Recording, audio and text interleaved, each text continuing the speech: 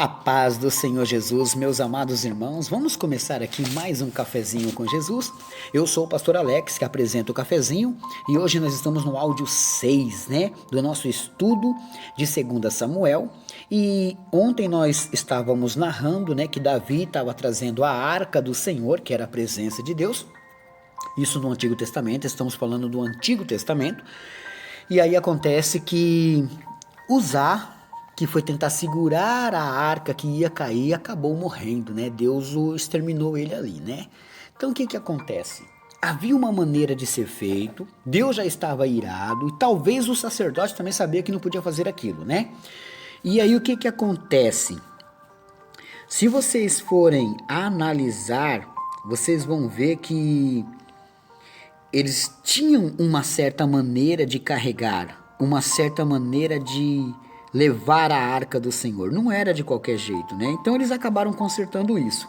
E quando eles chegaram com a arca em Jerusalém, a primeira esposa de Davi, ela não recebeu ele bem, não. Mas vocês vão ver o que vai acontecer com ela, Nós paramos no verso 19, que diz assim, E partiu a todo o povo, e toda a multidão de Israel, desde os homens até as mulheres, e cada um um bolo de pão, e um pedaço de carne e um frasco de vinho. Então foi-se todo o povo, cada um para a sua casa, É como se Davi tivesse dado uma ceia para cada um em comemoração pela chegada da arca, Verso 20. E voltando Davi para abençoar a sua casa, Mical, a filha de Saul, saiu a encontrar-se com Davi e disse: Quão honrado foi o rei de Israel, descobrindo-se hoje aos olhos das servas de seus servos, como sem pejo se descobre qualquer dos vadios. Olha, ela estava meio que chamando o rei de Israel como um vadio, um sem vergonha. Verso 21. Disse, porém, Davi a Mical, perante o Senhor, que me escolheu a mim antes do que a teu pai, e a toda a sua casa, mandando-me que fosse chefe sobre o povo do Senhor, sobre Israel, perante o Senhor, me tenho alegrado. E ainda mais do que isto, me envilecerei, e me humilharei aos meus olhos, e das servas de quem falaste, delas serei honrado. E Mical, a filha de Saul, não teve filhos até o dia de sua morte. Então, praticamente, meus irmãos, ela ficou estéril pela palavra maldosa que ela proferiu contra o rei de Israel. Olha, meus irmãos, ela foi uma das mulheres de que não teve filhos, E ali foi meio que um castigo para ela. Então, nós vamos agora para o capítulo 7, onde Davi agora vai desejar algo que Deus não vai aceitar. Vamos ver? E sucedeu que, estando o rei Davi em sua casa, e que o Senhor lhe tinha dado descanso de todos os seus inimigos em redor, disse o rei ao profeta Natã: Ora, olha, eu moro em casa de cedros, e a arca de Deus mora dentro de cortinas. O que ele estava dizendo aqui que não era justo, A arca de Deus, que tinha mais valor do que ele, morar em tendas, e ele, que tinha menos valor do que a arca, morar em casas feitas de cedros, Então, humanamente falando, ele estava correto. Ué, como é que pode dar menos valor para Deus assim? Verso 3 do capítulo 7. E disse Natã ao rei: Vai, e faze tudo quanto está no teu coração, porque o Senhor é contigo. Porém, sucedeu naquela mesma noite que a palavra do Senhor veio a Natã, dizendo: Vai, e dize a meu servo Davi, assim diz o Senhor: edificar-me-ias tu casa para minha habitação? Olha que o profeta falou sem consultar Deus. Vai, conforme seu coração, e faz. Porque aos olhos de Natã parecia certo, Tem muito profeta hoje que faz assim. E às vezes Deus não está nesse negócio. Salomão mesmo disse em Provérbios: há caminhos que ao homem parecem certos, mas o seu fim o leva à morte. Então, parecia certo. Para Deus, não.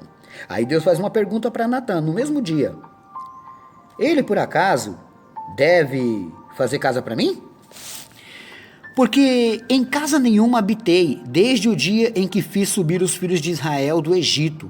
até o dia de hoje, mas andei em tenda e em tabernáculo, e em todo lugar que andei com todos os filhos de Israel, falei porventura alguma palavra com qualquer das tribos de Israel, a quem mandei apacentar ao meu povo de Israel, dizendo: por que não me edificarias uma casa de cedros? Olha o que Deus está falando para Natã falar para Davi. Natã, desde quando eu trouxe o povo do Egito, eu vivia em tendas e tabernáculos. E por acaso algum dia eu falei para eles construírem casa para mim? É como se fosse isso, ele falando para Natã falar para Davi. Agora, pois, assim dirás ao meu servo a Davi: assim diz o Senhor dos Exércitos: eu te tomei da malhada, de trás das ovelhas, para que fosse chefe sobre meu povo, sobre Israel. E fui contigo, por onde quer que foste, e destruí os teus inimigos diante de ti, e fiz para ti um grande nome, como o nome dos grandes que há na terra. E preparei lugar para o meu povo, para Israel, e plantarei, para que habite no seu lugar. E não mais seja movido, e nunca mais os filhos da perversidade o aflijam, como dantes. E desde o dia em que mandei que houvesse juízes sobre meu povo Israel, a ti, porém, te dei descanso de todos os teus inimigos.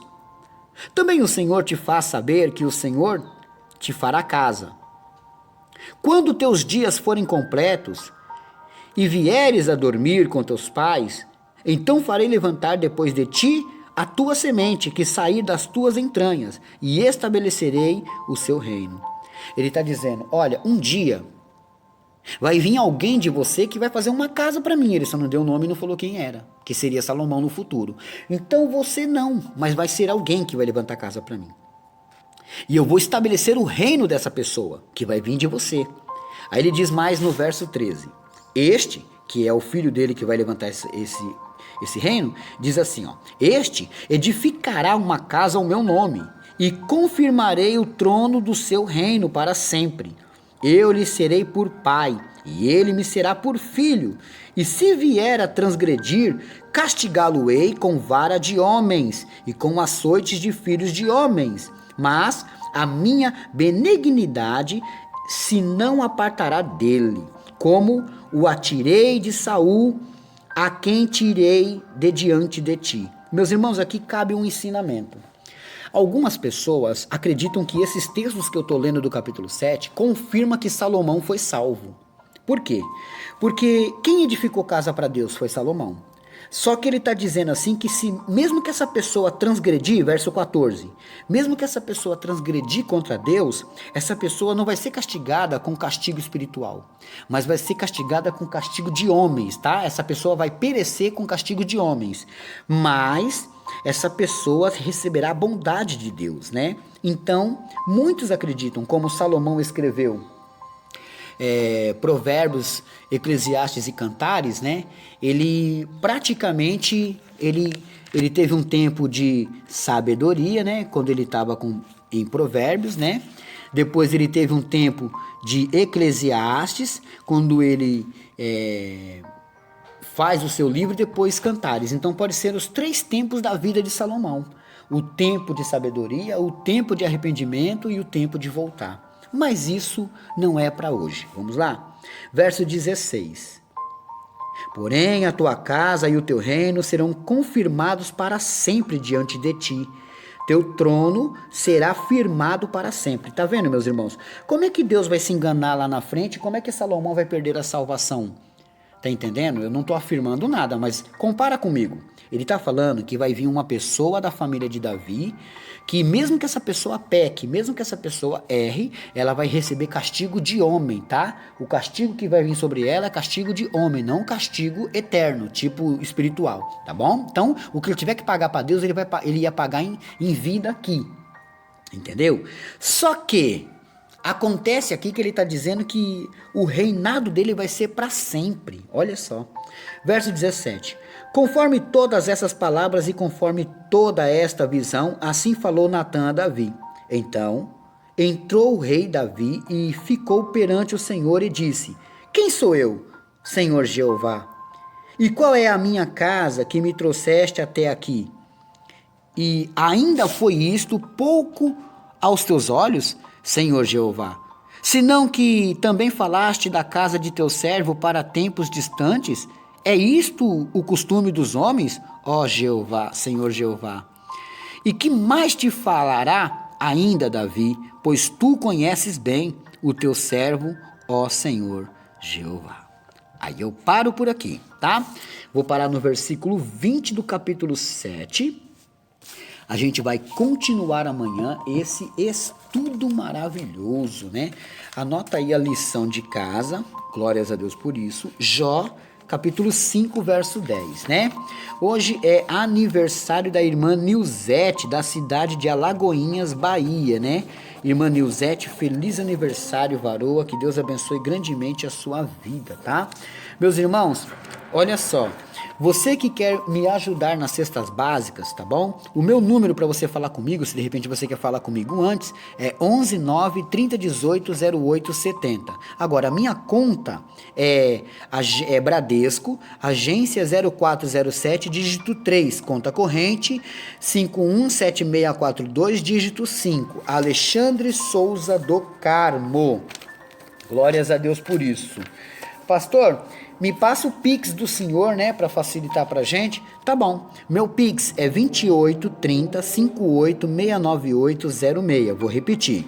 2830 58 69806, tá? Esse é o meu Pix, se você quiser me ajudar. Bom, por hoje é só e amanhã tem mais.